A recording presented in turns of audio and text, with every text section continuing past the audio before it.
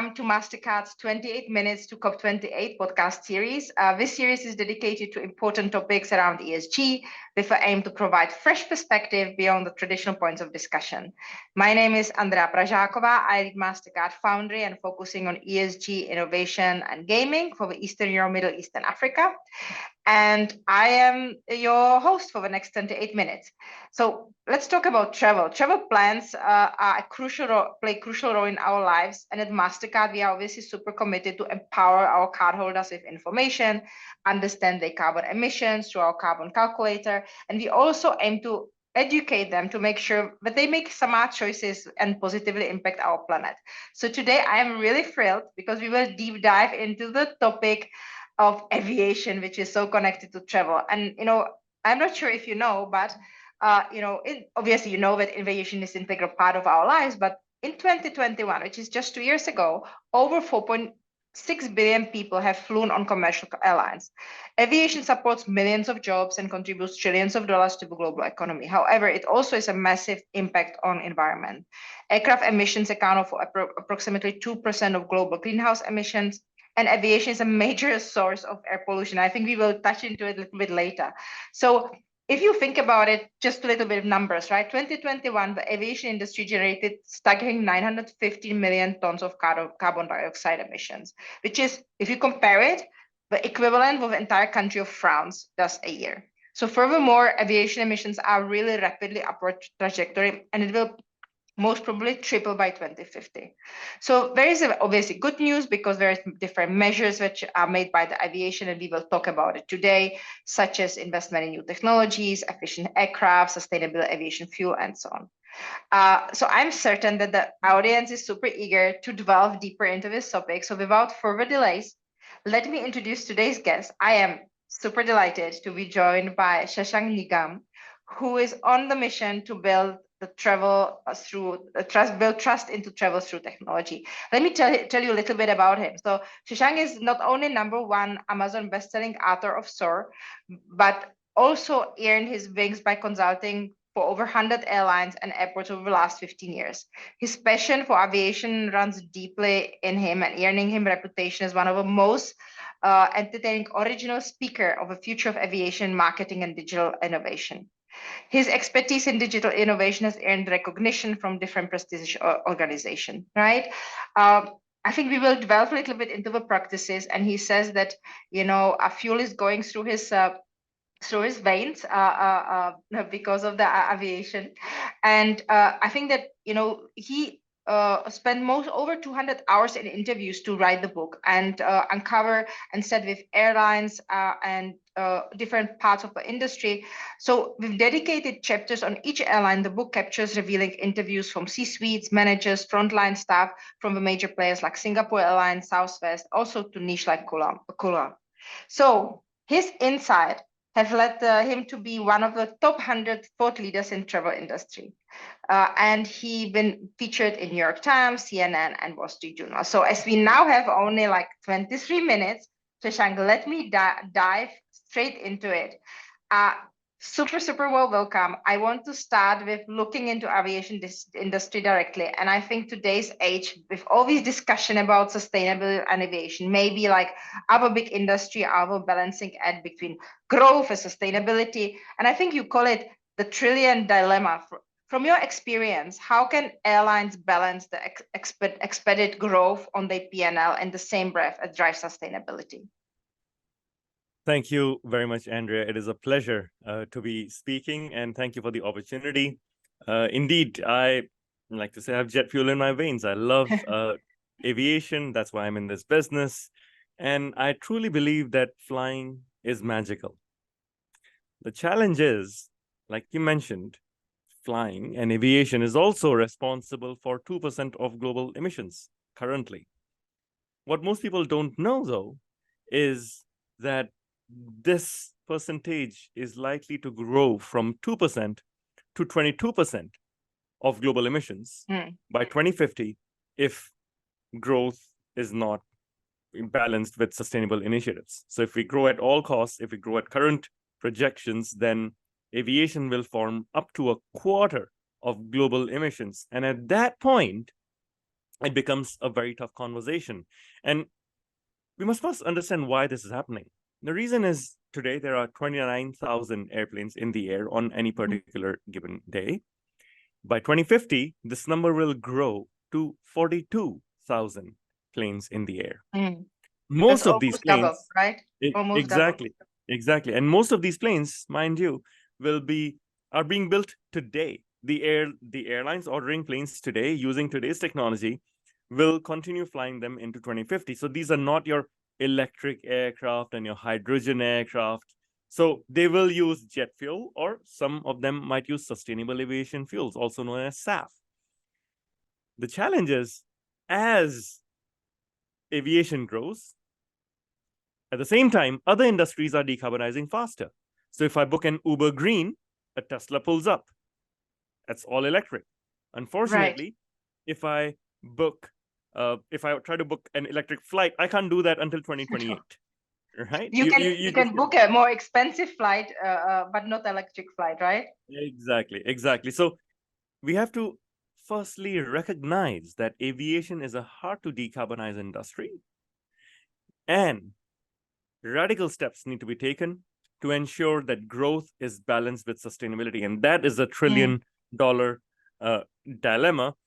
And here's a secret, which I'll love to reveal in the next few minutes, which is aviation can not only become sustainable, if we do this right, we can be a leader in protecting the planet. That's a really bold statement. But you said, so we will unpack it, I hope, right? You will tell us how, right? Okay, awesome. You touch on some of these effective ways of reducing carbon footprint. You also mentioned that many of the other industries are doing it much faster, right? It was from investing into carbon capture technology, investing into renewable energy, improving efficiencies, supporting sustainable, agriculture, latrines. And if I'm thinking about MasterCard, all our premises in United States are already on sustainable energy, right? We established price assessment coalition partnership with Conservation International. We plant in 18 locations over 110 different types of trees. That's some of these activities, right? And obviously in UAE, we partner with Emirates Nature. If you look at it from an airline perspective, right? From your point of view, the short term and long term, how can airlines, and I'm keeping this 22% in my head, which you just said, which is so scary. How can airlines drive some of these initiatives on a long term and short term to reduce their carbon footprint? That's exactly the subject of my new book. It's called Sustainability in the Air. It comes out in November, being launched at the Dubai Air Show. So perfect timing. In the book, we have done, Dirk Singer, my co-author, and I, we've done 300 hours of interviews with top airline executives, with top technology executives, to try to get the answer to how can we become greener as an industry. And we are really encouraged, because for every problem, there are 10 people working on a solution. And that's what's encouraging. And I'll give you a few examples. Okay. You asked, what can be done today? What can airlines do? Airlines can immediately work on two things that will have impact. One is operational efficiencies. Someone we mentioned in the book is KLM City Hopper's CEO, Martin Koopmans. Martin ran a flight last year from Amsterdam to Porto in Portugal. Here's the funny thing about that flight. The flight flew at the lowest airspeed between the two cities, yet it was the fastest flight between the two cities. How is it possible? Yeah, how is it possible? It's paradoxical, right? Right. Here's what they did. The KLM City Hopper team worked with the air traffic controllers of 4 countries, which was Belgium, France, Spain, and Portugal, to get the rights for this airline, for this flight, to just fly in a straight line. It's not zigzagging around and not going up and down. It's a straight line up and straight line down. And just by doing that, they managed to save so much time that even though they flew the shortest, even though they flew at the slowest speed, they also managed to do the fastest block time of this flight. What this shows you is simple things like air traffic adjustments, working with other third parties like governments, ensuring that the holding patterns are shortened, will result in faster flights, more convenience for the passengers, and dramatic fuel savings. And that's just an operational efficiency. Something else we can, something else we can do is, another airline being featured in the book is Etihad Airways. And Etihad worked with a company called Satavia, which is a UK-based company, on contrail reduction. Now, contrails, you may realize, that these beautiful runway-like two lines that If you airplanes like make. them as children, right? Exactly. That's how I got fascinated by flying. Those beautiful, they look gorgeous, but actually they can have a very large warming effect on the planet, especially those contrails that are left in late evening or at night, and they spread out and they become like a big cloud that reflects heat back to the earth. Etihad worked with Satavia to ensure that some flights do not form these contrails, and that dramatically reduce the overall Is it possible? warming Is effect. it a technical adjustment into the planes which were introduced in order to do that? Exactly. So you look at predictive weather models, you adjust the altitude where there's a high chance of contrail formation, and you fly, let's say, 5,000 feet lower. Instead of 35,000 feet, you fly at 30,000 feet, and hence you almost always can avoid forming of contrails. So it's not about you change the entire flight path. You look at what are the areas. It's like avoiding turbulence. Yeah, pilots already avoid turbulence based on this. You just avoid contrails based on where there's a high likelihood of it being formed. So these are two examples of airlines doing things today to reduce. That's really fascinating, because for me as a consumer, if I book my travels, right, I look at the price, but I would never consider the fact what you said, that in the evening, obviously, I harm the planet because the planet goes to sleep and I should actually fly throughout the day, and how the routes are planned. And I'm really curious what it will do to governments and what regulations will be introduced in terms of doing much more effective traffic planning, right? And obviously, introducing what Etihad did for them. So let's jump to the long term. What do you think long term is possible? So that's the other half of the book. The first half of the book is about short term and medium term. The other half is about long term.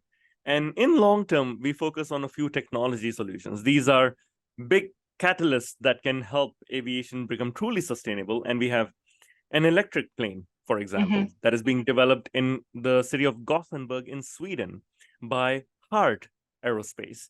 It's a startup that was started by a husband-wife pair, Anders and Clara, and they drew a plane on a napkin. I kid you not. They pitched That sounds like Uber. Yes, they pitched it to a few airlines. The airline said, yes, we are interested, and they gave them letters of intent.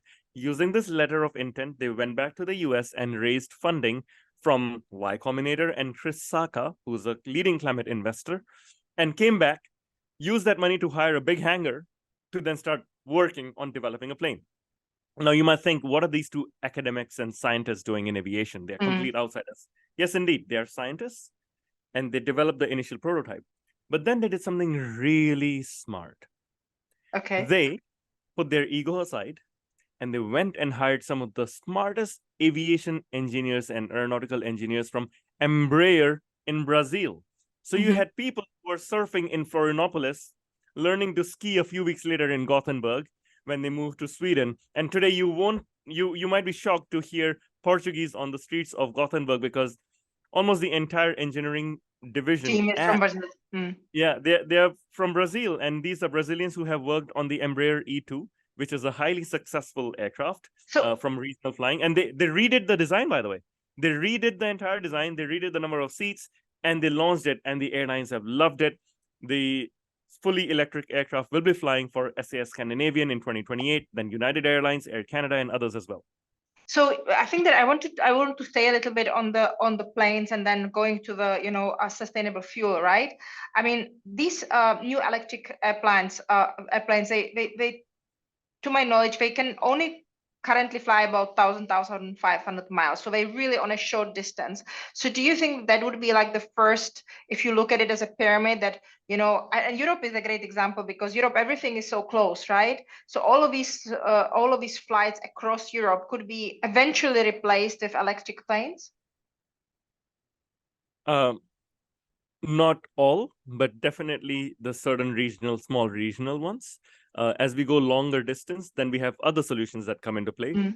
For example, hydrogen and hydrogen hybrid aircraft. So one of the companies mentioned in the book is Zero Avia, which is building a hydrogen engine and is retrofitting current existing short-haul turboprop planes with their own hydrogen engines. And that can be a nice medium haul solution. And then, of course, there's sustainable aviation fuel for longer term flights. I want to stay a little bit on the electric, because you mentioned something now with the hydrogen planes, right? That the hydrogen companies, they are able to repurpose the existing planes. Is it the same case for the electric planes? Because obviously many people have issues if you just take something, you throw it away, and then you create something new, and then there is no way how to repurpose the old, maybe smaller planes. These electric solutions, do they have an opportunity to reuse the bodies of the old planes and then replace the motor? Is that like a full circular approach to these solutions? So the fully electric planes, not so much. Having said that, there is an airline called Harbor Air in Canada, which is currently flying seaplanes using a Magni X electric motor, which is just being retrofitted on their existing planes. Also, ZeroAvia is doing exactly this with their hydrogen engines, where they're taking existing planes, they're just replacing the engines with their own hydrogen engine, and it's a hydrogen electric hybrid that allows you to use hydrogen, which pollutes way lesser than traditional jet fuel. That's amazing. I want to stay a little bit on this innovation part. We are surrounded by constant innovation. I absolutely love it. And, if we can see how the prioritization in the entire space industry, not only aviation, it started with SpaceX, right?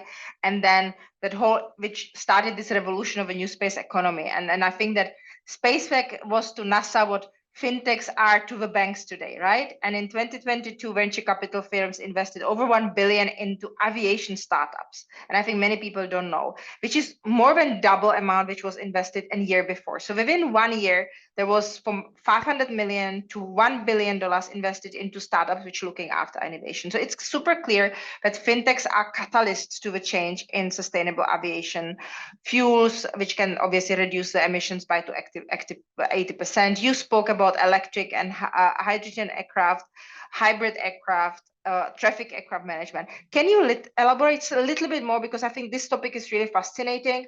How are green technology startups helping airlines to accelerate the transition to be more sustainable?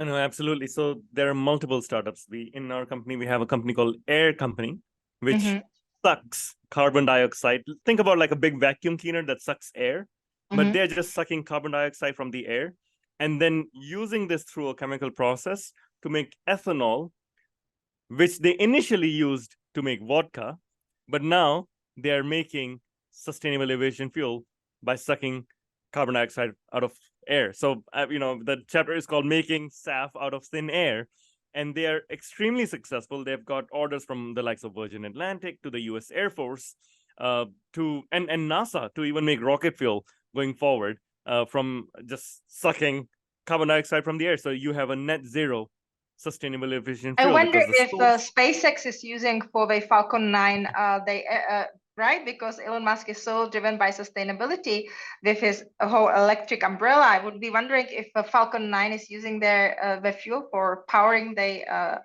rockets. I will be more than happy to suggest this to Greg, who is the CEO of Air Company, to say he needs to talk to Elon Musk, because I'm sure Elon will be open to it. I think so. It's a brilliant idea. And I think that also these kind of case studies should be bring to schools that our children learn what can you do with innovation, right? What are some of the we spoke a little bit about the opportunities and what the fintechs are doing, and I want to move to the travelers a little bit, because you and I are travelers, right? And we started the session talking about the travelers, so I want to focus on it now.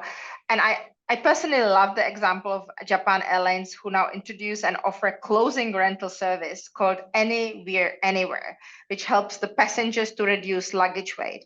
Can you share some other examples, what we as a passengers can do to reduce our environmental impact?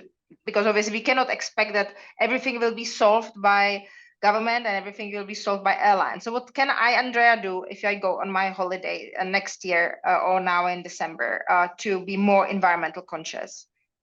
It's a great question. This is something we end the book with. It's tips for travelers, individuals. If you're traveling, what can you do? And there are a few things that I have started doing. For example, I always fly direct. Try to avoid one stop or stopovers if you can. Fly direct, and that's because an airplane burns the most fuel during takeoff and landing. So if you just take off and land once as opposed to 4 times or 6 times, you're saving fuel already. Yes, you may pay a bit more, but you know what? You're being very, very, very kind to the planet than trying to take multiple stops. Other thing, something else I have applied in my life very often is combine work and family trips. I call it a Right. workation. So I've been taking workations where I have to fly overseas. I have 2 days of work and then I take a week off with my family in that location and we have a holiday. And I've done this from a work trip to Fiji, which of course is a holiday destination, but also to Saudi Arabia, where I took my daughters and my wife and we celebrated Christmas in Saudi Arabia, which was That's such awesome. such a non-obvious thing to do, but we absolutely loved it. Where I had a few days of work and then I extended it. So taking a workation also dramatically reduces. You should use tools like Google Flights, because Google Flights now allows you to sort your flights by a carbon footprint of that flight. So you can, instead of sorting by price, you can say, hey, which is the flight which is using the newest aircraft and the most direct routing, and allows me to fly with the least impact on the planet. So use tools, sort by carbon footprint. That's Also, interesting. yeah, the other thing is, when possible, take the train. In Europe, for example, it is entirely possible to take the train. Take the train when you can. And finally, when possible, try to offset your flights. Lots of airlines have started offering offset options. If you look at startups like Carbon Click from New Zealand, they focus on hyper transparency to show the customer exactly how you're offsetting. And this is not just about tree planting or cook stoves.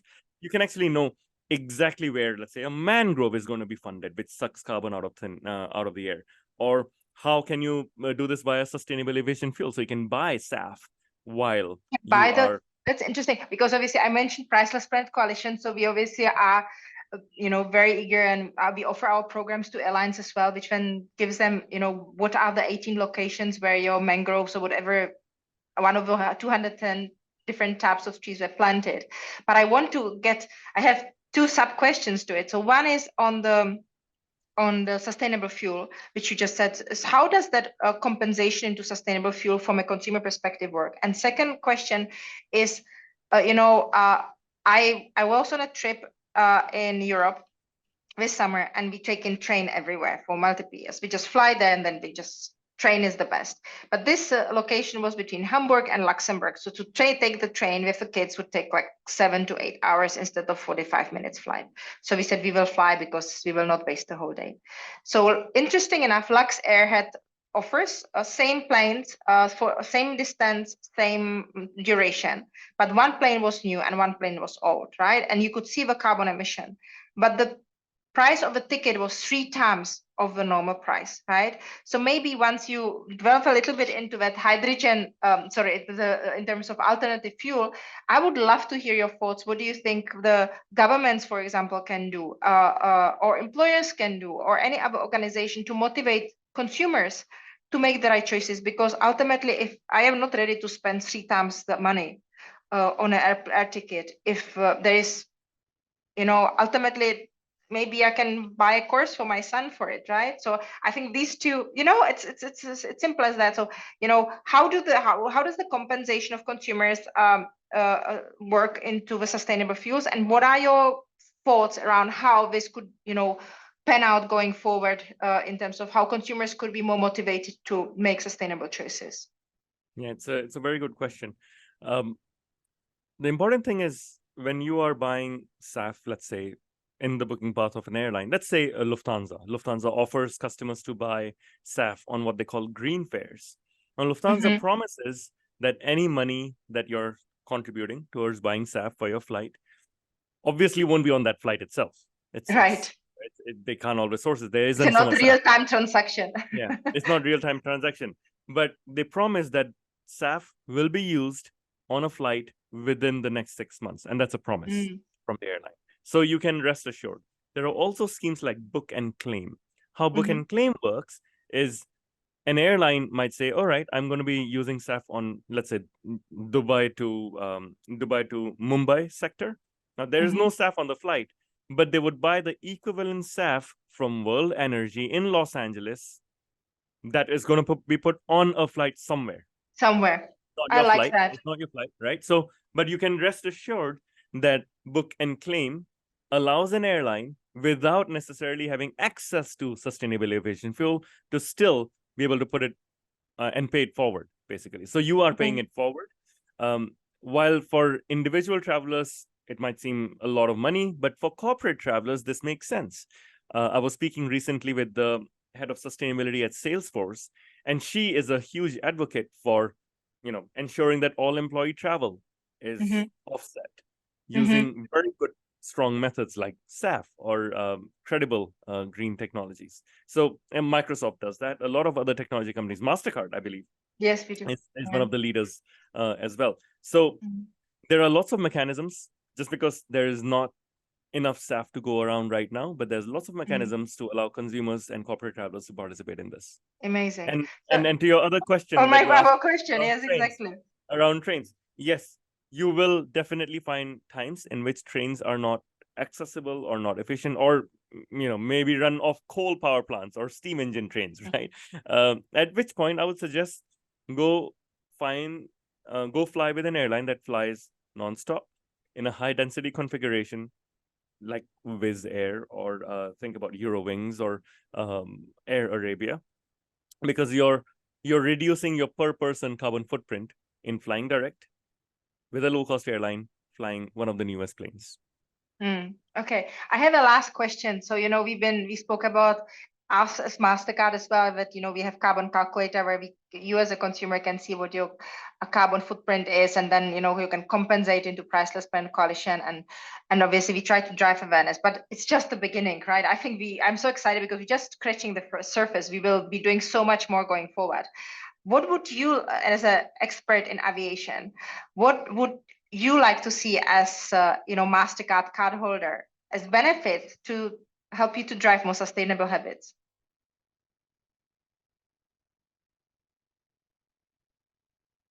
I think you are on mute.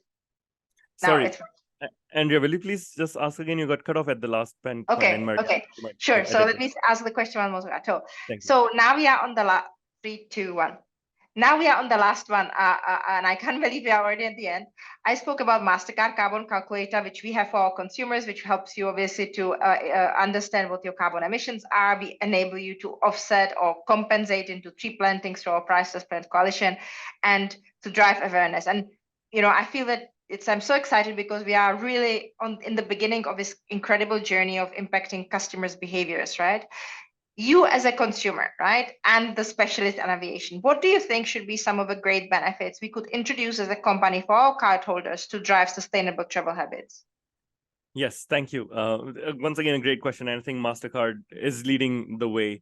I think if you can allow customers to learn about their carbon footprint, not just through travel, but through all other ways. So if your carbon calculator is not just for travel, but for all everything. My purchases, it's for everything. That's great, because if I'm tapping my MasterCard to buy something, what if it shows me the price and the carbon footprint? That's very interesting to me, because it's a bit like picking up a cereal box in a supermarket, which shows me the ingredient list, and I can see how much sugar it has and how much fiber it has. And I know it's mostly a sugar thing, not really a fiber play as they market it, right? So that level of transparency allows me to make a decision about that box of cereal. And similarly, if I'm about to buy something, if MasterCard can show me, oh, here's the carbon footprint, it can allow me to make greener choices every single time I buy something. I like what you just said, because it's almost like taking the journey of a consumer because obviously we show the customer after he did the transaction, but maybe we would have a way where a customer could scan a QR code and say, I'm just buying, I don't know, these things, tell me what the carbon emissions are estimated, and I can maybe make a choices. I really like that. So, as we conclude this conversation, I want to express my sincere thanks to you, Shashank. It was really amazing. Thank you for sharing your insights about aviation sustainability. We've been really exploring the balance between growth and sustainability and the aviation industry, and you provided us with valuable perspectives, how to reduce the carbon footprints. You highlighted innovative startup driving innovation. I will never forget that example, how you can make fuel out of air, and obviously alcohol as well. And we also discussed, the role of personal travel with examples of how passengers can reduce their environmental impact. So before I have the, final sentence to close this off, is there any one thing which you would want to leave our audience of one thing which we should remember around aviation and sustainability? So the quote I'd love to share is, aviation can truly become a leader in fighting climate change as an industry if we decide to take this seriously. And we must always remember that we are not inheriting the planet from our ancestors. We are borrowing the planet from our children. And what can we I do love it. with this perspective? And for anyone looking to seek inspiration on how aviation is rethinking sustainability and how they're innovating for the future, please get a copy of my book, Sustainability in the Air. It's available on Amazon and all bookstores, as well as sustainabilityintheair.com, which is also a weekly podcast I host with top airline CEOs and technology executives on what they're doing to decarbonize. Thank you very much for this opportunity, Andrea. Thank you, Shashank, for your expertise and the passion. It was such a pleasure. To our listeners, stay tuned for more engaging ESG discussions. Every small choice counts, as you heard now, every small decision you make in building a sustainable future. I will now quote Shashank, "We're borrowing our planet from our children." So until next time, my name is Andrea Pražáková. Thank you very much. I'm signing off. Goodbye and take care. Thank you.